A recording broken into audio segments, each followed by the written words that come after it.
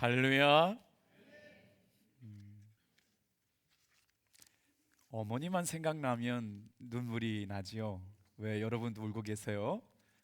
어머니가 주시는 단어가 갖는 힘이 아닐까 싶습니다. 굉장히 쑥스럽지만 우리 한번 이렇게 말씀 나누고 서로 은혜 받았으면 좋겠어요. 잘 따라해 주셔야 돼요. 우리 교회 성도님들은 정말 좋은 분들입니다. 시작.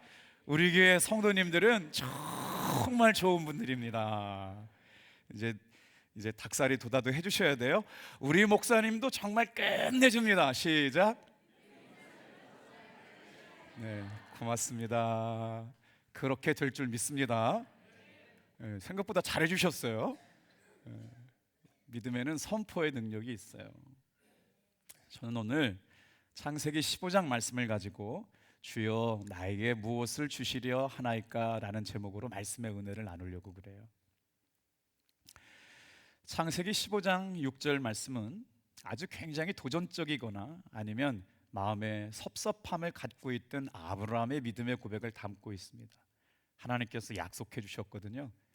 그런데 아브라함 입장에서는 약속을 지키지 않는 하나님에 대한 서운함이 묻어나는 말입니다. 하나님께서 약속하신 대로 약속해 주셨다면 그런 일이 없을 텐데 하나님 뻥치시는 하나님 아니에요. 희망 고문하시는 하나님 아니에요. 약속만 남발하시고 뭐 된 게 하나도 없잖아요. 이런 의미에서 아브라함이 하나님 앞에 질문하고 하나님께서 대답해 주시는 본문 구조가 창세기 15장이거든요. 우리 같이 한번 5월 첫 번째 주일을 맞이해서 이런 기도 제목 가지고 한번 나갔으면 좋겠어요. 다 같이 한번 따라합시다. 주여 나에게 무엇을 주시려나이까. 창세기 15장 1절은 이후회라는 단어로 시작되고 있어요. 어떤 말씀이냐면 창세기 12장부터 14장까지 모든 일들이 다 일어난 후회라는 거지요. 아브라함은 애굽에 내려갔다가 큰 부자가 돼서 애굽 왕 바로로부터 재물을 얻고 돌아오게 됩니다.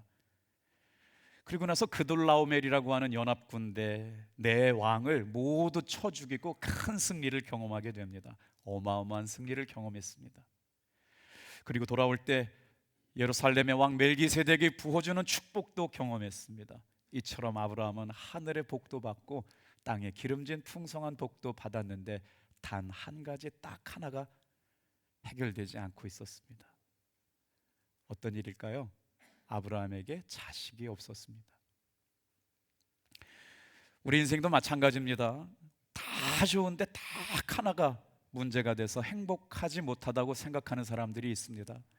여러분의 인생 가운데 딱 하나 해결되지 않는 문제 가지고 행복하지 못한 것 어떤 게 있을까요? 제가 논산 대건고등학교를 졸업했거든요. 제 형제가 다섯이구나. 셋째 형이 천국 가가지고 넣어야 되나 빼야 되나를 좀 헷갈려가지고 다섯이었어요. 근데 바로 위에 형님이 이제 한 살 터울 형님이 계시는데 저를 뭐 괴롭게 할 형님은 네 번째 형님밖에 더 없잖아요.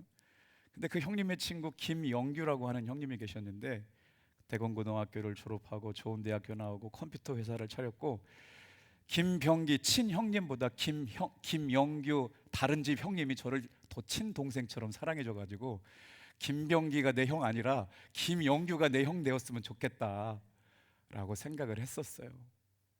그 형이 결혼을 했습니다. 잘생겼어요. 성품도 좋아요. 믿음도 좋습니다. 예쁜 아내를 얻었어요. 딱 하나가 해결이 안 되는 거예요. 자식이 없어요. 아니 다른 사람은 몰라도 저 형님은 자식을 주셔야 되는 게 아닌가? 너무 예쁘게 믿음 생활 잘했거든요. 기도도 잘하고 저 형님하고 정말 친한 친구분이신데 아내 되는 분이 시골에 내려오기를 정말 힘들어졌어요. 1년 2년은 예 생길 거예요. 노력하고 있어요. 감사해요. 뭐 그러는데 이게 시간이 가도 생기지 않아요. 어느 날 들려오는데 아내가 이렇게까지 얘기했대요. 이 착한 남편이 어디 가서 바람 펴서 애기 하나만 얻어오면 정말 소원 없겠다. 내가 잘 키워줄 텐데. 응답해 주시지 않았죠? 오늘 우리가 아무리 노력해도 잘 되지 않는 문제가 우리의 삶에 있기 때문에 우리는 연약함을 가지고 살아갑니다. 여러분은 어떤 문제 때문에 딱 하나 해결되지 않는 것 때문에 아파하고 행복하지 않다 느끼고 있나요? 아브라함에게 있어서 고대 근동에 자녀가 없다는 건 그 가문에 미래가 없다는 겁니다. 지금이야말로 자녀가 없으면 이방이라도 할 수 있고, 굳이 뭐 또 자녀 없으면 부부끼리 행복하게 살 수도 있는 좋은 세상을 만났습니다만, 그대 고대 근동에 아브라함이 살던 동네에 자녀가 없다는 건 대를 이을 사람이 없다는 거고 미래가 없다는 거고요, 그 가정에 소망이 끊어졌다라고 하는 아픔이었습니다. 근데 아브라함 입장에서 생각해 보면 억울한 일이었어요. 왜냐하면 하나님께서 약속하셨거든요. 창세기 12장 2절 어떻게 약속하셨을까? 이렇게 약속하셨어요. 같이 읽어볼게요. 시작. 내가 너로 큰 민족을 이루고 내게 복을 주며 내 아들을 창대하게 하리니 너는 복이 될지라. 얼마나 아름다운 말씀이에요. 이야, 진짜 멋지다. 아름다운 복의 근원이 되게 하실 것이다. 이 말씀을 75세에 받았는데 아브라함의 나이가 몇 살이 됐어요? 99세 됐어요. 사라의 나이가 몇 살 됐어요? 89 됐어요. 생물학적으로 아이를 생산할 수 있는 능력이 전혀 없어요. 이제 믿고 살았던 딱 한 가지가 있었는데, 하나님이 하시겠지, 주님이 도와주시면 되겠지, 약속하셨으니까 될 줄 알고 살았는데 믿었던 모든 것이 다 무너졌어요. 대답할 게 뭐가 있어요? 하나님 뭐가 이래요? 믿고 살면 된다면서요. 그렇게 얘기해야 되는데 하나님 약속 안 지키시네요. 근데 아브라함 입장에서는 대들만도 해요. 왜냐하면 약속해 주셨거든요. 말씀 들려주셨거든요. 한 번이 아니에요, 두 번이에요. 창세기 13장 16절에 하나님께서 아브라함에게 약속하셨어요. 같이 읽어볼게요. 시작. 내가 내 자손의 땅에 티끌 같게 하리니 사람이 땅에 티끌을 능히 셀 수 있을진데 내 자손도 세리라. 여러분의 하나님 어떤 하나님이에요? 응답해 주시는 하나님이에요? 아니면 뻥치시는 하나님이에요? 실언하시는 하나님이에요? 약속만 남발하고 공수표만 남발하시는 하나님이에요? 여러분 하나님 어떤 하나님인가요? 자, 믿을 수 있었던 삶의 모든 환경이 다 실패로 돌아갔어요. 이제 믿을 데가 하나도 없어요. 하나님 한 분 믿고 여기까지 왔는데 하나님이 약속 안 지키시네요. 그때 아브라함이 하나님 앞에 질문하는 게 이거예요. 다 같이 한번 따라해보세요. 주여, 나에게 무엇을 주시려 하나이까? 올 한 달이 시작됐습니다. 거룩한 주일을 예배하러 오신 여러분, 올 한 달 동안 하나님이 주시는 거룩한 생각, 하나님이 주시는 기쁨, 하나님이 주시는 은혜가 올 한 달 동안 충만하게 넘쳐나시기를 축복합니다. 지난 시간에 제가 한번 고백드렸잖아요. 목양실에 서산에서 신앙생활하던 설계사무소를 운영하는 한 성도님이, 이분이 은혜를 굉장히 크게 받으셨나 봐요. 그래서 서산에서 전도하다가 어디까지 넘어오셨냐면 당진에 넘어오셨어요. 그래서 주님이 주시는 감동을 따라 막 전도를 하고 다녔었어요. 말씀드렸잖아요. 우리 교회에 정말 하나님의 은혜로 그분이 이렇게 전도를 해주셨는데, 제가 어제 전도해 주신 가정에 신방 다녀왔거든요. 우리 당진고등학교 근처에서 부동산 사무실을 하시는 분이고, 문예전당 앞에서 부동산 사무실 하는 두 가정을 전도해 주셔가지고요, 당진에 있는 다른 교회에다 소개 안 시켜주시고 탑동교회 이분들을 소개하시면 정말 신앙생활 잘 할 것 같다고 얼마나 교회 자랑을 하고 목사님 자랑을 했는지 조심스럽게 중개사무소 문을 열고 들어갔더니 사장님이 보자마자 그래요. 탑동교회에서 오셨어요. 그러는 거예요. 깜짝 놀랐어요. 아이고, 처음에 만난 사람한테 이걸 어떻게 시작해야 되느냐 어려웠는데, 문 열고 들어갔더니 사장님이 이렇게 말씀하세요. 혹시 탑동교회에서 오셨냐고. 맞다고. 우리 집에 오셔가지고 전도해 주신 분이 얼마나 신실하고 진실하신지, 정말 예수 믿는 사람을 닮아서 자기가 언젠진 모르겠지만 5월 안으로 탑동교회에 나와 예배를 드리겠습니다 라고 마음을 먹었는데 아내가 갑자기 말도 안 하고 지난 주일날 당진감리교회를 갔대요. 그래서 얘기를 하고 전도를 막 하고 있더니 아내가 대화를 끼어들었어요. 목사님 말씀 듣다 보니까 당진교회보다 탑동교회가 좋은 것 같은데 먼저 가서 등록했기 때문에 저는 못 가고 남편은 탑동교회 보내겠습니다. 이거 전도하다가 부부를 갈라놓게 생겼어요. 그 아내 되시는 아내분 얘기가 너무 귀에 썰깃했습니다. 목사님, 저는 부족한 것이 하나도 없이 살았습니다. 남편이 돈도 많이 벌어다 줬습니다. 좋은 차 타고 다닙니다. 그래서 내 주변에 예수 믿는 환자들이 참 많았는데 뭐라고 생각하냐면 남편도 없고 자식도 없고 돈도 없고 인생도 불행하고 눈물도 많고 어디 가서 하소연할 수 없는 사람들이 교회 나가서 울러 가는구나 라고 생각했대요. 교회 다니는 사람들 주변에 볼 때. 그런데 변화가 일어났다는 거예요. 그런데 목사님, 주체할 수 없는 일이 생겨났어요. 왜 그렇게 마음이 울컥울컥하고 교회 가고 싶은 마음이 들더랍니다. 그분이 이름 적어낸 순간부터 하나님께서 역사하신 줄로 믿습니다. 주님이 하셨어요. 그래서 제가 그래도 탑동교회 오셔야 된다고 얘기 안 했어요. 정태민 목사님 정말 좋은 목사님이시라고, 우리 감리교회는 다 같은 형제교회라고, 남편과 합의 잘 하시고 기도하셔서 당진 감리교회 가시라고. 할렐루야, 아멘이죠. 조건을 달았어요. 그럼에도 불구하고 한 번은 우리 교회 오셔야 된다고 그랬어요. 온대. 얼마나 감사하든지. 사랑하는 성도 여러분, 오늘 하나님께서 주여 나 예수 믿게 하셨는데 도대체 뭐 주려고 예수 믿게 하셨나이까 질문하시면서 말씀을 들었으면 좋겠어요. 아브라함이 하늘의 복도 받고 땅의 복도 받았지만 자신의 인생에 해결되지 않는 중요한 문제를 놓고 어떻게 반응했느냐, 두 가지로 반응해요. 첫 번째 한번 따라해 보겠어요? 아브라함은 하나님의 방법이 아니라 땅의 방법으로 문제를 해결하려고 했습니다. 그럴 만도 하다고 그랬어요. 하나님이 자식 빨리 주셨으면 그럴 일 없었잖아요. 주시겠다고 주신다고 약속하고 안 주셨으니까 아브라함이 딴 생각 먹은 거 아닙니까? 우리 2절 말씀 안 읽었으니 같이 한번 읽어볼게요.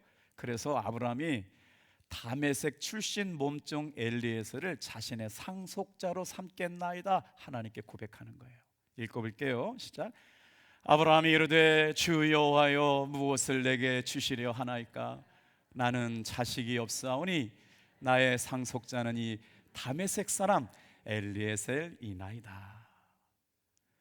다메섹 출신 몸종 엘리에셀이라도 후사를 이어갈 수 있게 해야 합니다. 하나님께 고백한 거죠. 근데 여러분, 하나님께서요 안 된다고 그러세요. 그래서 아브라함이 또 꾀를 내요. 하갈이라고 하는 몸종을 통해서 이스마엘을 낳아요. 그러니 엘리에셀을 통해서 종이지만 재산을 물려줘서 가문을 이어갈 수 있도록 양자 삼겠습니다. 주님이 안 돼. 그러면 몸종 하갈의 몸에서 나온 이스마엘로 후계자를 삼겠습니다. 현실적인 대안이에요. 근데 성경은 인간적인 시도라고 말해요. 이스라엘도 안 되고 이스마엘도 안 돼. 근데 아브라함이 이스마엘을 낳잖아요. 그것이 지금까지 수천 년 동안 여러분 하나님의 자녀들과 세상의 자녀들이 싸우고 충돌하게 만드는 일의 원인이 됐던 거예요. 하나님께서 어떻게 거절하셨는지 우리 한번 말씀 볼게요. 4절 말씀, 아브라함의 제안을 하나님께서는 거절하세요. 창세기 15장은 아브라함이 질문하고 하나님께서 대답하시는 구조로 쓰여져 있어요. 4절 같이 읽어보겠습니다. 시작. 여호와의 말씀이 그에게 임하여 이르시되 그 사람이 내 상속자가 아니라 내 몸에서 날 자가 내 상속자가 되리라 하시고. 누구나 다 가슴 아픈 소리를 내면서 인생을 살아가요. 하나님 딱 하나 자식만 주셨다면 행복했을 텐데. 여러분, 하나님께서는 상상할 수 없는 방법으로 우리의 인생의 문제를 해결해 가십니다. 안 된다, 힘들다, 불가능하다, 어렵다.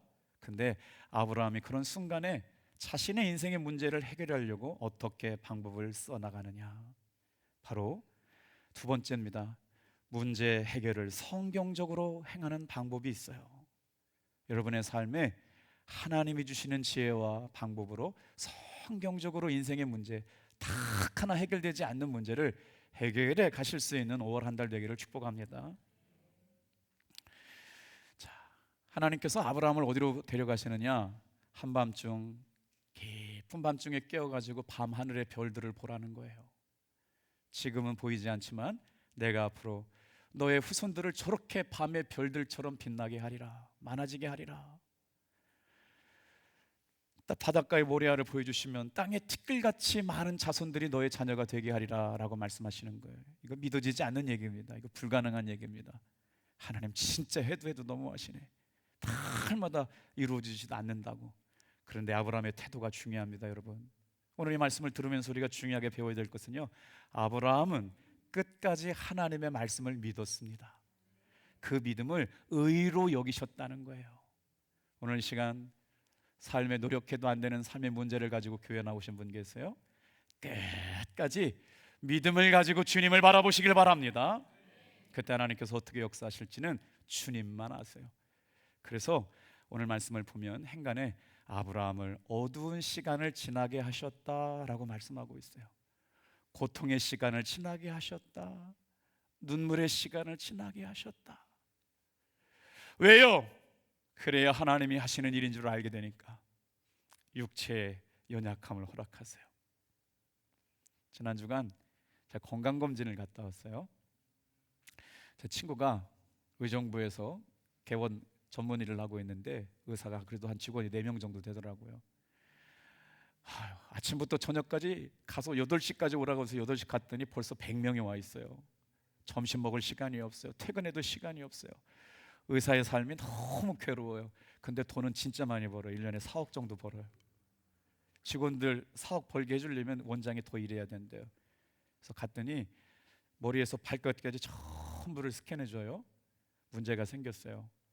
몸 안에서 2개를 떼냈는데 대장 안에서 꺼낸 건 착한 선정인데 위에서 떼는 것은 검사가 필요하대요. 그렇게 되면 큰 병원 가가지고요 검사하게 되거든요. 내 친구가 얘기해요. 목사님, 제가 6만 번 수술을 집도했는데 이건 크게 문제가 되지 않은데 암이 하루아침에 암이 되지 않은데요. 조그만 알갱이가 시작해가지고 이제 눈에 보이는 암덩이가 되는데 이런 시초는 걱정하지 말라고. 지금 잘라놓으면 암으로 발전할 수 있는 걸 예방할 수 있으니까 걱정하지 말라고. 안 그랬으면 저 한 달 동안 암인지 암이 아닌지 두려워하고 있을 텐데 친구 원장님의 말을 믿었죠. 다음에 한번 병원은 가겠지만 여러분, 인생의 문제가 내 맘대로 되는 게 하나도 없어요. 그래서 우리는 여러분 하나님을 믿을 때 어떤 역사가 일어나느냐, 여러분 우리가 이 시간에 아브라함이 하나님을 믿은 것이 하나님께 의가 되므로 어떻게 역사해 주시느냐, 4가지로 응답하세요. 다 같이 한번 따라해 보겠어요. 하나님이 놀랍게도 성경적으로 문제를 해결하는 방법 안에 하나님께서 아브라함에게 약속을 하세요. 첫 번째 어떻게 약속하셨느냐, 다 같이 한번 따라해 볼게요. 두려워 말라. 오늘 시간에 인생의 문제, 해결되지 않는 문제를 가지고 살아가는 성도들에게 하나님께서 아브라함에게 말씀하셨던 것처럼 두려워 말라라고 말씀하시는 것은 나에게 말씀하시는 것인 줄로 믿습니다. 다 같이 한번 따라해 볼게요. 두려워 말라. 성경 말씀에 보니까 이름을 부르셨어요. 아브라함아, 두려워하지 말라. 일부 예배 하니까요, 일부 예배 때 같이 했거든요. 잘들 하셨어요. 2부 예배 때 한번 해볼게요. 자기 이름 넣는 거예요. 아브라함 이름 부르면 안 되는 거예요. 자기 이름 부르고 얘기할게요. 시작. 잘하셨네요. 김영선 장로님 얘기만 안 들려. 김영선 장로님 말씀만 들렸어요. 여러분 목소리 한번 해볼게요. 시작. 석기야, 두려워하지 말라. 아브라함에게 두려워하지 말라라고 말씀하신 말씀은 나에게 주신 말씀인 줄로 믿습니다. 하나님, 진짜 나에게 뭘 주시려고 이러는 거예요? 라고 질문하고 있는 섭섭함, 억울함, 두려움. 아브라함에게 하나님께서 4가지 약속을 주셔요. 첫 번째, 아브라함아, 두려워하지 말아라. 사랑하는 성도 여러분, 하나님께서 오늘 이 시간에 말씀하십니다. 여러분의 삶에 한 가지 다 해결되지 않는 것, 그 문제를 놓고 두려워하지 않는 여러분 되길 축복합니다. 그럼 하나님께서는 왜 그렇게 약속도 지키지 않으시면서 두려워하지 말라고 말씀하시느냐? 놀라운 일들이 있어요. 2번째 말씀 읽어볼게요. 다 같이 한번 따라합시다. 나는 너의 방패 방패가 되리라. 아브라함에게 하나님께서 무엇 주시겠습니까? 질문하고 있는 아브라함에게 네 가지를 응답하시는데, 첫째는 두려워하지 말라고 말씀하시고, 두 번째는요 이렇게 말씀하시는 거예요. 내가 너의 방패가 되어주리라. 오늘 주일 예배를 드리고 있습니다. 여러분, 이 시간에 눈에 보이지 않지만요, 하나님의 보이지 않는 거룩한 손이 여러분들을 다 이렇게 암탉이 새끼를 모으듯 주님의 품에 여러분을 안고 계시다는 거예요. 주일 예배 때마다 주님의 거룩한 손길이 여러분 느껴지시기를 주님의 이름으로 축복합니다. 주님의 보이지 않는 거룩한 손이 우리의 방패가 되어 주셔가지고 여러분을 보호하시는 거예요. 어떻게 보호하세요? 왼팔로 막으시고 오른팔로 막으시면서 내 심장을 찌르기 위해 공격하는 정에 칼을 막으시고 창을 막으셔서 내 심장을 보호하여 주실 줄로 믿습니다. 그래서 하나님께서 믿으라고 말씀하시는 거예요. 내가 너의 방패가 되리라. 얼마나 감사해요. 하나님께서 말씀하시는 거예요. 아까 당진 감리교회 가셨던 분이 친구를 따라서 갔는데 자기 친구가 믿음이 별로 없어가지고 예배를 어디서 드렸냐면, 죄송해요 그분 얘기니까, 자기가 볼 때 친구가 믿음이 없었는데 예배를 드리는데 매일 끝자락에 앉아서 드렸대. 자기에게 너무 못마땅해가지고 처음부터 공부를 잘하는 사람은 앞자리에 가가지고 처음 나온 사람이 앞자리에 앉았대요. 여러분 따라해볼까요? 앞자리가 금자리입니다. 금운동이 있어요. 앞자리가 금자리고요, 중간 자리는 은자리고요, 뒷자리는요 똥자리예요. 앞자리에 앉으세요. 근데 이분이 이런 말을 하는 거예요. 목사님, 이런 일은 처음 경험했는데요, 목사님 말씀은 다 이해가 되는데 식은땀이 나요. 앉아있기 싫어요. 못 견디겠어요. 뛰쳐나갈 뻔했어요. 당진감독에 갔는데 기분이 별로 안 좋았다는 거예요. 그때 우리 교회 오라고 하고 싶은 마음이 막 굴뚝 같은데 안 했어요. 영적 싸움이 있다는 거예요.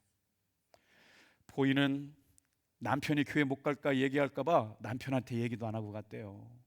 근데 밤새 씨름하고 교회 나가서 앞자리에 앉았는데 뭔가 모르게 자기를 힘들게 해가지고 식은땀이 막 쫄쫄 나서, 여러분 저와 여러분의 삶에 영적인 싸움이 있음을 믿으시길 바랍니다.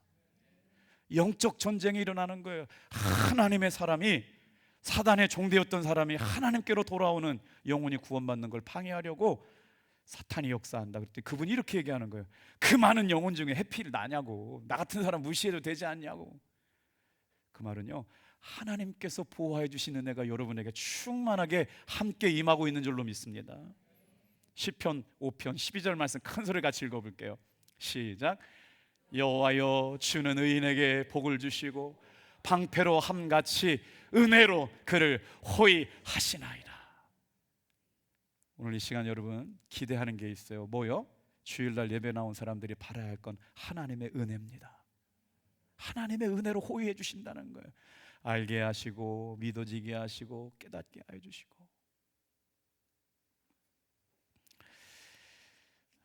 사진 한 장 보여드릴 텐데 여러분 아시는 분도 계시고 모르시는 분도 계실 텐데, 제가 참 좋아했던 배우인데 혹시 이름이 뭔지 아세요?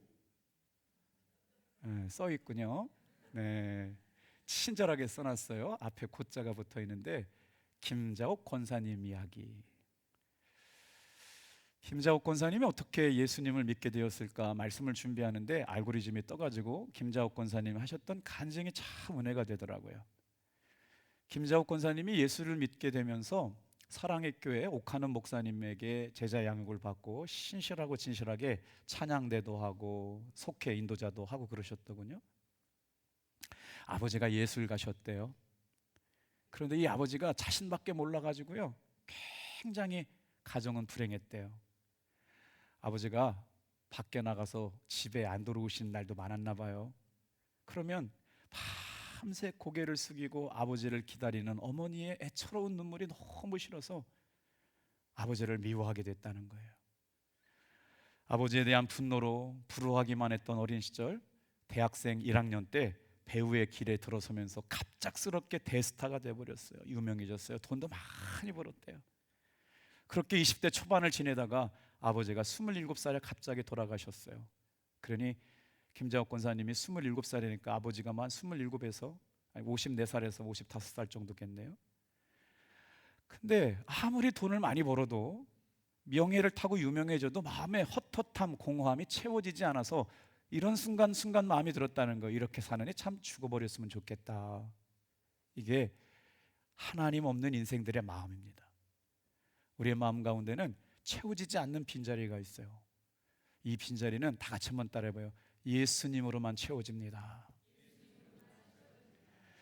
그렇게 돈도 많이 벌고 그렇게 인기도 많이 누리고 부족한 게 하나도 없는데 영혼의 갈급함, 영혼의 헛헛함이 채워지지 않아서 슬픔과 비관만이 가득해서 허무한 마음이 늘 가득했었다는 거예요.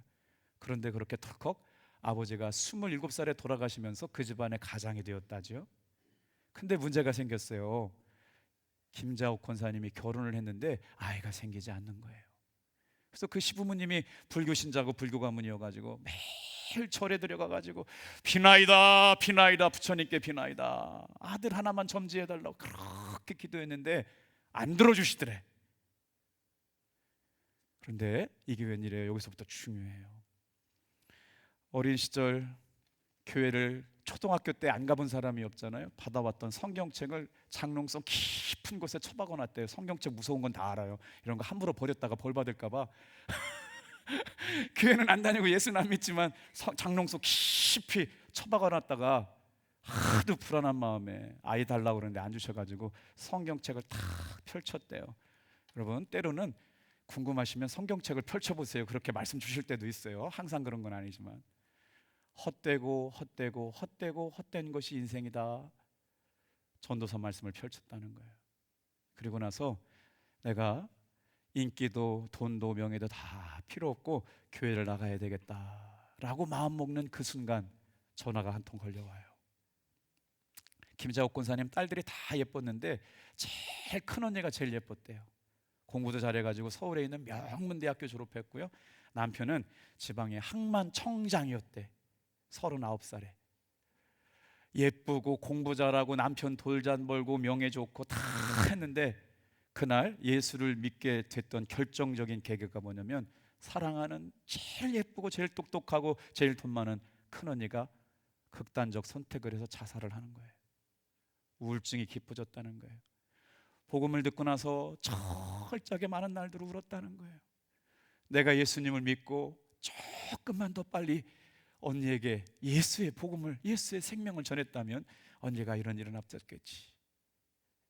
계속 남은 날들 동안 하나님 나라의 웃음을 전달하는 그리스도의 향기를 드러내는 권사님으로서 보이지 않는 곳에 굉장히 많은 것들을 흘려보냈대요.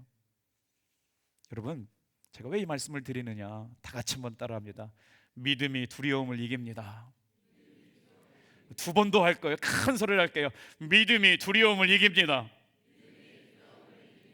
믿음이 두려움을 이깁니다. 아브라함을 부르시고 뭐라고 말씀하세요? 두려워 말라. 내가 너의 방패가 되어주리라. 그 믿음이 두려움을 이기는 거예요. 주중에 우리 성도님들이 아픈 이야기들이 담임 목사에게 제일 먼저 오죠.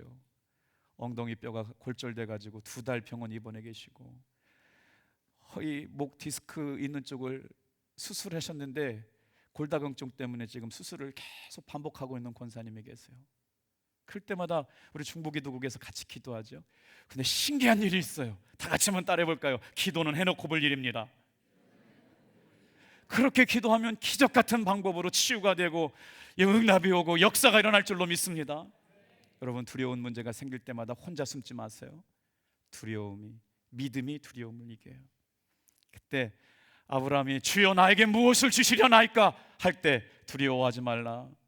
어떻게 해요? 내가 너의 방패가 되어주리라 말씀하셨잖아요. 세 번째 하나님께서 이렇게 말씀하세요. 같이 따라해 볼게요. 내가 너의 방패가, 내가 너의 지극히 큰 상급이라. 제가 미국에 갔다 오다가 아내한테 너무 고맙고 사랑스러워가지고요, 조그만 선물을 하나 샀어요. 비행기에서 듀티 프리에서 살까 말까 제 형편에 살까 말까 하다가 하나 샀어요. 집사람이 뭐라고 했게요? 다시는 이런 거 사오지 말라고 그랬어요. 차라리 돈으로 달라고 그랬어요. 그때 저는 엄청난 충격을 받았어요. 내가 다시는 내가 선물하지 않으리라.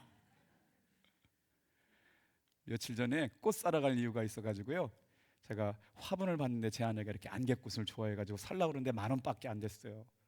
오랜만에, 진짜 평생 오랜만에 화분 사주는데 10,000원짜리 사주기가 그래가지고 30,000원짜리 막 핑크빛 분홍색 그 화분을 사다 줬더니 우리 아내가 이렇게 고백해요. 이야, 와, 고마워 그러는 거예요. 평생에 처음 듣는 얘기예요. 또 사다 주고 싶어졌어요. 왜 아내와 남편이 싸울까요? 하나님께서 살 중에 살이요 뼈 중에 뼈로 서로에게 상급으로 주었다, 나에게 선물로 주셨다는 걸 인정하지 않아요. 여러분, 하나님께서 나에게 고용강사물을 살 중에 살이요 뼈 중에 뼈인 선물로, 상급으로, 보상으로 주신 사람인 줄로 믿습니다. 여러분의 남편, 여러분이 아멘 하시면 안 되는데 저에게 주신 선물이니까 좋아요, 감사해요. 여러분의 남편에게, 여러분의 자녀들에게 하나님께서 나의 남편을 선물로 주시고 상급으로 주셨음을 그렇게 여기며 살아가실 수 있기를 축복합니다. 근데 하나님께서 뭐라고 말씀하시느냐? 다 같이 한번 따라해 보겠어요. 내가 너의 상급이다, 내가 너의 기업이라고 말씀하시는데, 이 기업이라고 하는 단어를 오해하시는 분들이 계세요. 목사님, 저 기업은 뭐예요? 현대기업이에요? 삼성기업이에요? 기업이라는 말은 뭐냐면 하나님이 우리에게 믿음으로 주신 유산을 말해요. 유업이라고 말해요. 영어로는 이렇게 썼어요. inheritance라고 써 있어요. 하나님께서 하나님의 자녀들에게 자기 자신을 주셔요. 할렐루야.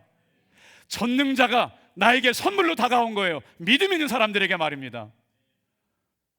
혼자만 아멘 하셨어요. 여러분, 하나님께서 지금 하나님을 믿는 자에게 선물로 주신답니다. 얼마나 멋진 일이에요. 전능하신 하나님이 나에게 선물이라니까요. 전능하신 하나님께서 내가 너의 기업이 되어줄게 라고 말씀하시는 거예요. 책임져 줄게. 할렐루야. 이렇게 말씀하시는 거예요. 찬송가 435장, 나의 영원하신 기업, 생명보다 귀하다. 창조주요 전능자이신 하나님께서 그 거룩함과 그 아름다움과 그 신비를 담아가지고 오늘 나의 기업이 되게 하시겠다.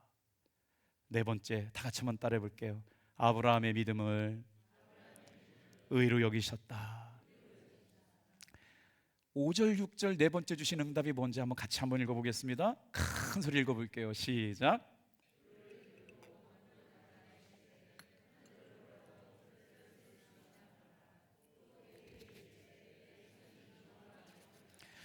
아브라함이 여호와를 믿으니 여호와께서 이를 그의 의로 여기셨다. 의란 말은요, 히브리 원어에 보면요, 샤다크라는 말이에요. 제가 또 옷을 벗어야 되겠네요. 예수님께서 우리가 허물과 죄 때문에 죄의 종로도 타고 죽을 수밖에 없는 사람이 되었는데 예수님의 보혈의 피로 우리를 의롭게 옷 입혀주셨대요. 이게 의입니다. 내가 죄가 많아요. 여기 보면요, 자국도 묻어 있어요.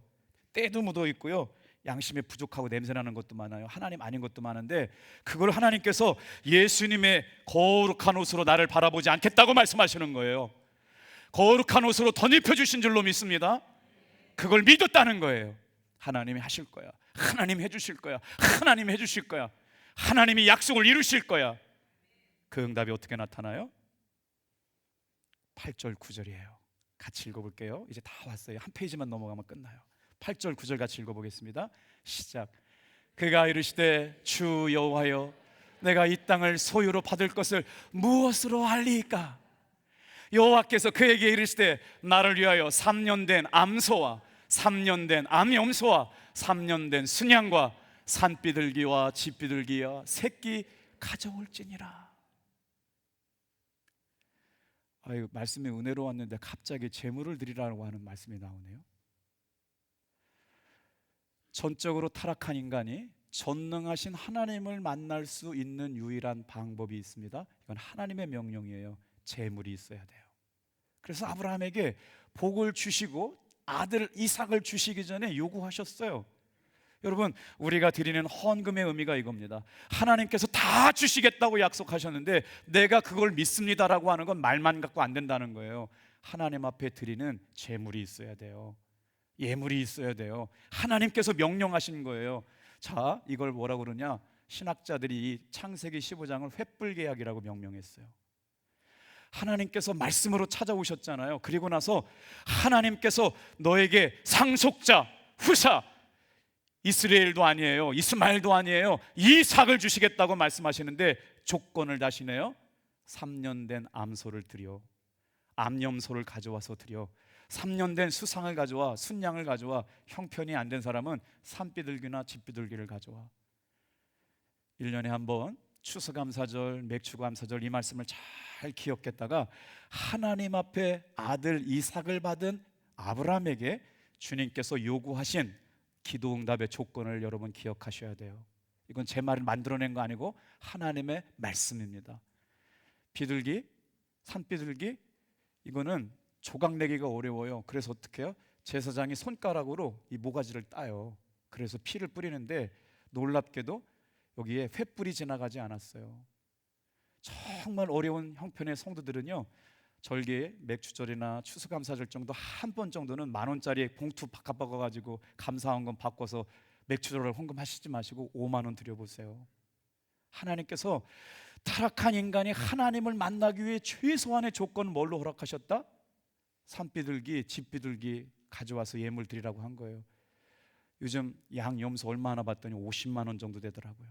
1년에 한 번 절기 때는 그렇게 한번 드려보세요. 하나님께서 명령하신 거. 왜 그러냐? 3년 된 암소는요, 하나님 앞에 화목케 하는 제물이었어요. 황소 얼마인지 모르겠어요. 옛날엔 365만 원 드렸는데 3년 된 암염소는 뭐냐면 죄인이 죄를 속죄받는 제물로 드리는 거예요. 속죄 제물이라고 그래요. 순양은 하나님 앞에 불태워가지고 하나님께 향기로 드리는 제물이거든요. 그러니까 1년에 한 번 정도, 2번 정도는 꼭 타락한 인간이 하나님을 만날 수 있는 유일한 방법, 제물을 드림으로 하나님을 경험하게 되길 축복합니다. 이 사실의 본래적인 의미는 뭐예요? 하나님 앞에 드려진 제물은 죽어야 돼요. 쪼개져야 돼요. 우리를 위해서 내 죄값을 지고 짊어지시고 죽으신 분이 누구시냐? 쪼개진 제물 예수 그리스도이신 줄로 믿습니다. 예수 그리스도가 쪼개진 제물이에요. 우리가 드린 제물이 쪼개지지 않으면 하나님 안 받으세요. 살아 움직이는데요, 괜히 드렸어, 섭섭해, 억울해, 괜히 드렸어, 이건 하나님 받지 않으신 거예요. 주님께서 쪼개진 제물의 횃불을 가지고 그 제물을 받으시고 역사하셨어요. 말씀을 정리할게요. 믿음의 길이 뭘까요? 교회는 사람들이 모였습니다. 수없이 많은 연약함과 아픔을 가지고 있는 사람들이 모였어요. 그런데 그 사람들은 여러분 어떻게 바라보셔야 되느냐? 성경은 철두철미하게 다 죄의 덩어리입니다. 교회가 5,000명이 모이고 10,000명이 모인다고 해서 그 교회가 그 영혼을 구원하지 못합니다. 다 같이 한번 따라해 볼게요. 믿음으로 구원받습니다. 오직 은혜로 구원받습니다. 그 교회 담임 목사님이 훌륭하고 설교를 잘하고 잘생겼다고 구원을 허락하는 게 아닙니다. 오직 성령의 감동하심으로 예수 그리스도를 구주로 믿을 때 여러분 구원받게 될 줄로 믿습니다. 의지적인 결단이 필요해요. 주님, 나에게 무엇을 주시렵니까? 올 5월달 그 믿음의 기도를 가지고 가정 안에 눈물의 방석을 적시는 귀한 종들 다 되시길 축복합니다. 기도하겠어요?